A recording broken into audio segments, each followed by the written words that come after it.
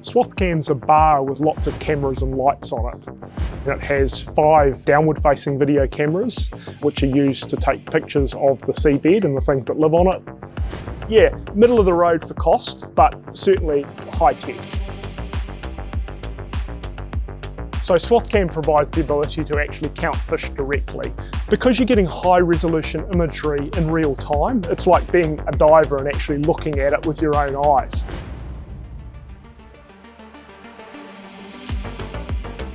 The scientist, Dr. Mark Morrison, had a vision for the system. So most of the imaging systems that Niwa has currently are single cameras.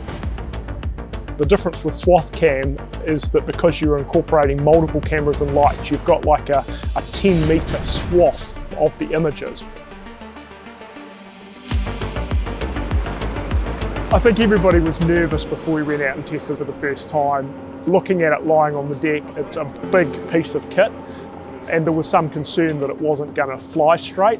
But the crew of the Kaharoa 2 and the technical team led by Will Quinn that designed it have worked out a way that it's very stable when we tow it, and we can fly it, within 2 or 3 metres of the seabed, and the images were really good.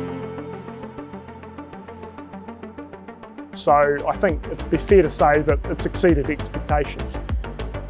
The SwathCam can be used for a variety of applications, and because of the technology in the cameras, you can also create a 3D image of what you're seeing, and that's being used by one of our science staff at the moment. And so there's obviously geological applications potentially.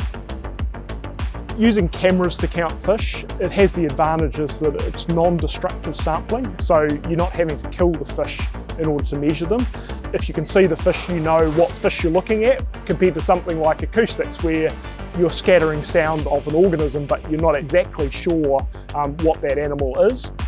We need to know how quickly a fish grows, how old it gets to, what its reproductive rate is, but we also need to know what the standing stock is, or how many fish are out there, how many sheep in the paddock if you like, and that lets you know how many fish you can take out of the system and still have a sustainable, productive fishery.